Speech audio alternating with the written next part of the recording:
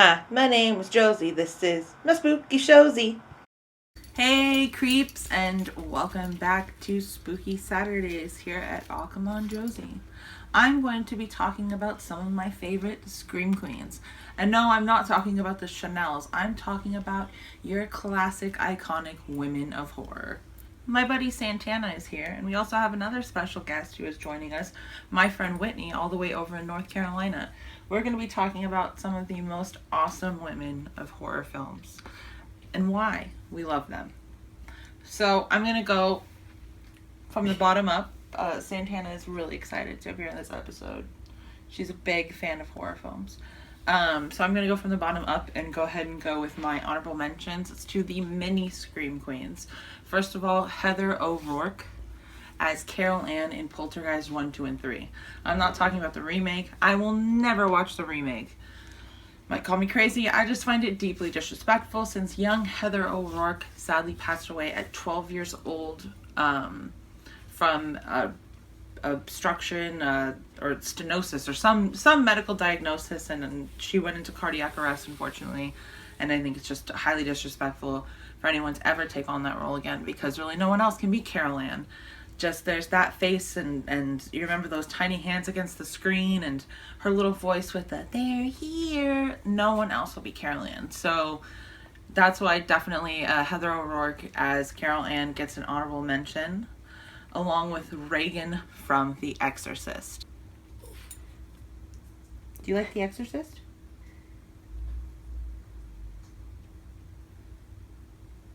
I'm sure in cat language this means something. I mean, The Exorcist is iconic. I remember the first time I saw The Exorcist is probably too young for anyone to see The Exorcist. I mean, I feel like 89 is too young for anyone to see The Exorcist. No, I'm kidding. I love The Exorcist. I was like 12 years old, and not gonna lie, it traumatized me, but also fascinated me. So I developed this weird obsession for the film, and the fact that, I mean, this child takes on this role, and you realize all the grueling stuff that she went through. And I became obsessed with like the behind the scenes of the film and like the creepy aspects and all the urban legends about the film and the true stories about the film. So I love The Exorcist, and in high school I actually did like a Halloween show where I played Regan from The Exorcist, and it was pretty cool. So I've always had this crazy Regan obsession, so that's why Regan gets an honorable mention as well. So let's get into my top 5 Scream Queens, shall we? Number 5, we have Sidney Prescott from the Scream films. Now Sidney Prescott, she can be a bit whiny at times. She can be a bit overdramatic, it may seem.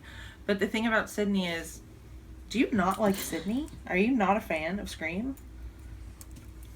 This guy. Anyway, the thing about Sidney is, she's human. Like, you can relate to her. I mean, not the fact, like, she went through some pretty horrendous stuff that I don't think people generally go through. But, I mean, and her mother was no Sharon Stone, but Sidney, she's real and she thrives. She survives, like, I don't think any of my animals are fans of Scream, because one of my dogs is growling and it's just, like, really offensive. Excuse me. No. Anyway. Sidney is human, and I think that's one of the things that I like the most about her, is because, I mean, everyone acts like, oh god, this bitch over here is whining and crying. I'm like, what would you do in that situation? For real. Also, she's a survivor. Hey, she made it through 1,000 freaking movies. No tears, please. It's a good waste of suffering. Wait. Number 4 is Kirsti Cotton. I love Hellraiser. I love Pinhead. I love Cenobites. I love every movie, no matter how poor it is. I will probably watch it just because I freaking love me some Cenobites. Kirsti Cotton, she's not really a fan of Cenobites in her own way, especially not in the original film.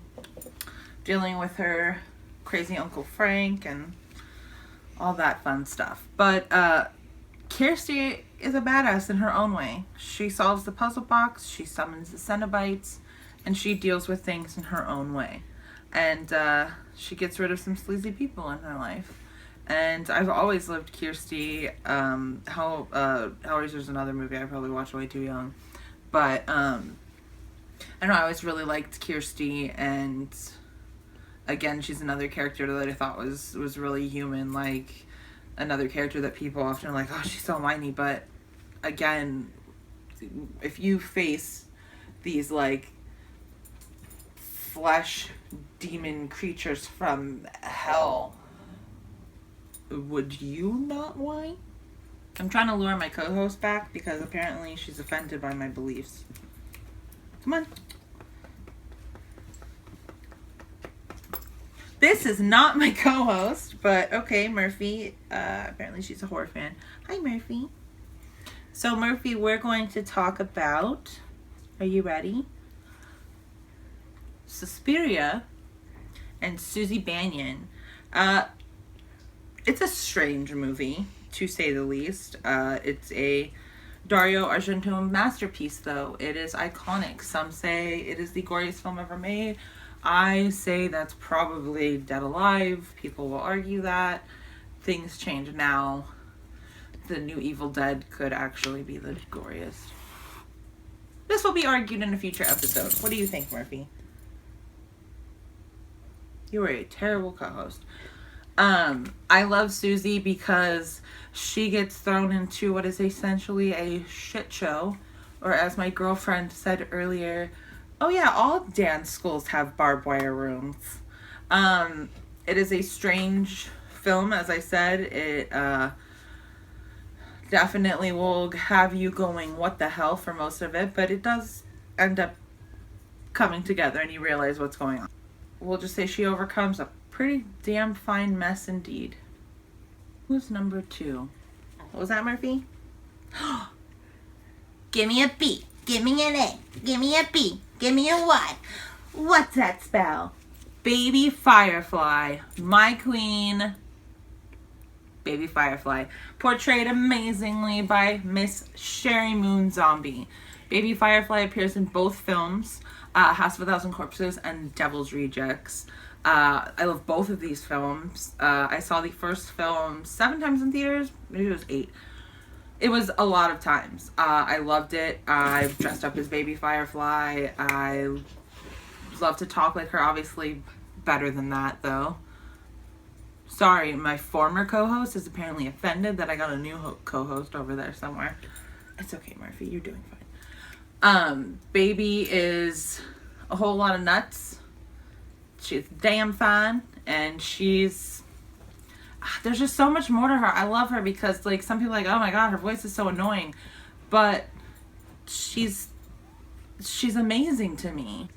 Baby is the daughter of the Firefly clan, and as I said, she is portrayed by Sherry Moon Zombie, wife of the amazing, iconic Rob Zombie of White Zombie, and also his own solo career.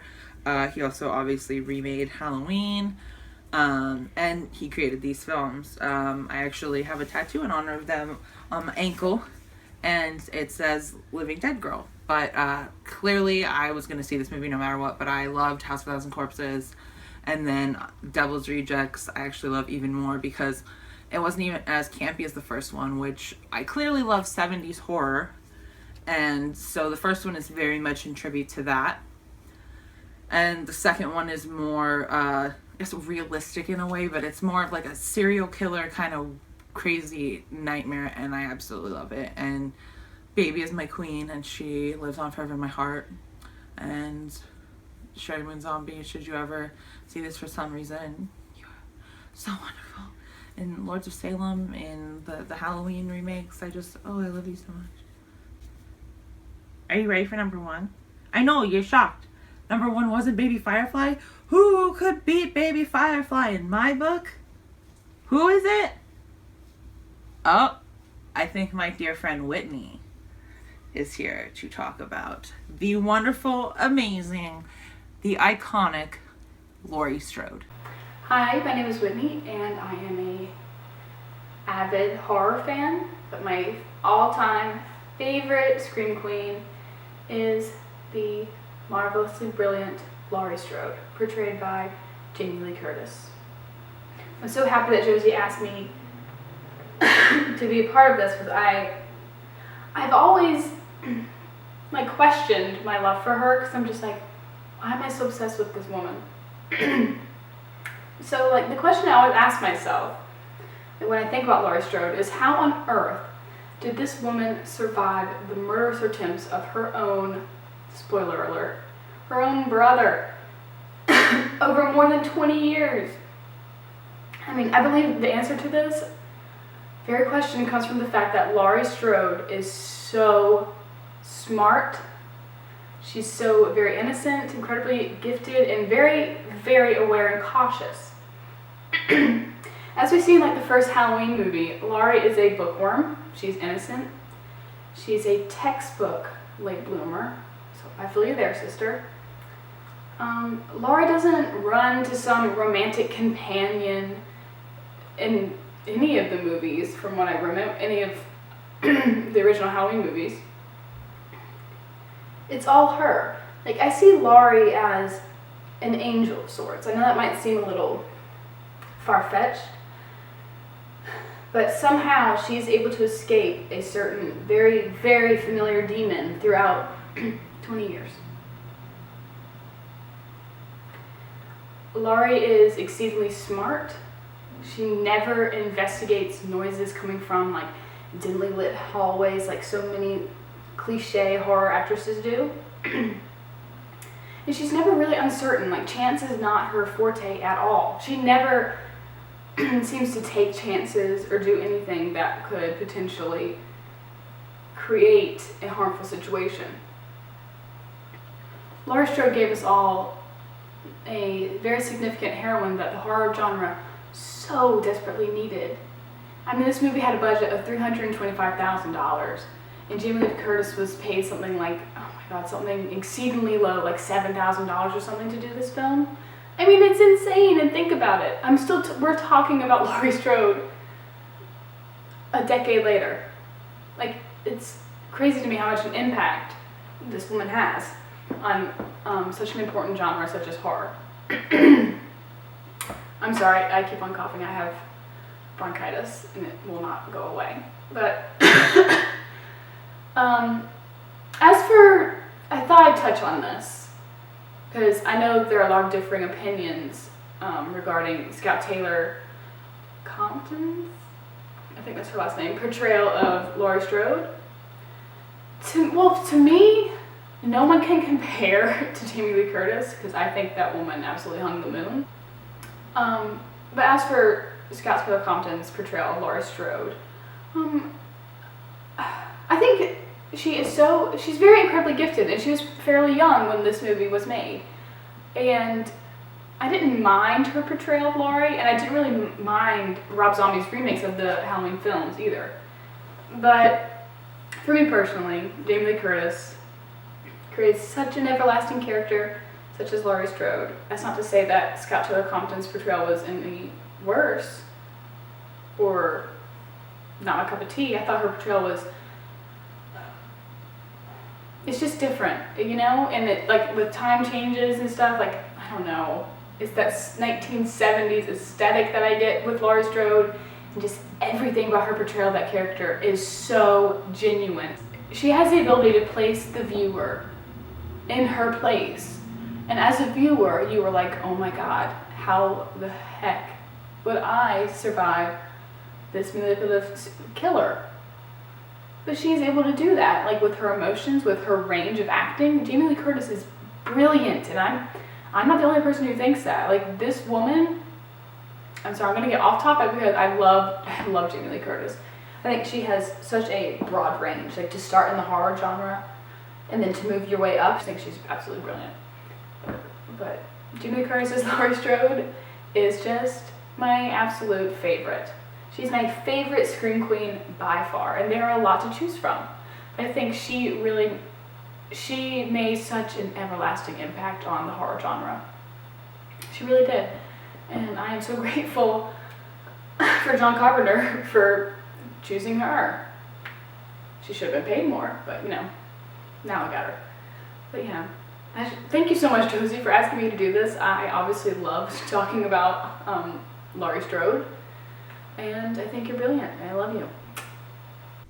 So I'm a big fan of Halloween. I love Halloween, and I invited Whitney to be in this episode because like Halloween is a special thing between us. Because I have like this joke that I'm the Michael to her Laurie. I love Laurie because, I mean, most of the time when you think Scream Queen, you think Laurie Strode. You think Jamie Lee Curtis. You think of the music from Halloween. You think of the knife. You think of the mask. I mean, either that or you think of characters from Nightmare on Elm Street, but Nightmare on Elm Street scares me, so we don't talk about that. I know, I'm weird. But yeah, Laurie is amazing, and I actually also really liked Scout Taylor Compton's performance as Laurie. Some people will argue that I loved it. I mean, I take Halloween in pretty much any form, but I actually really enjoyed the remakes, and I liked the humanization of Michael in them, but like just the demise from mental illness and just the mental turmoil he went through, and like the type of kids that can come out of just pushing too far and, you know, being the thing that cracks the camel's back or whatever, one of those things, the straw that breaks the camel's back. Yeah, right? Anyway, but yeah, Laurie is amazing, and I just I'll always love Halloween, and I'll always love Laurie Strode. Look, my original co-host came back. We had some contract negotiations. Yay! She gets more kitty treats and more pets and more chin scratches. So that is my latest Spooky Saturday about my favorite Scream Queens. I'll check you creepy, spooky kids out later. Remember to do what, Santana? Like and subscribe.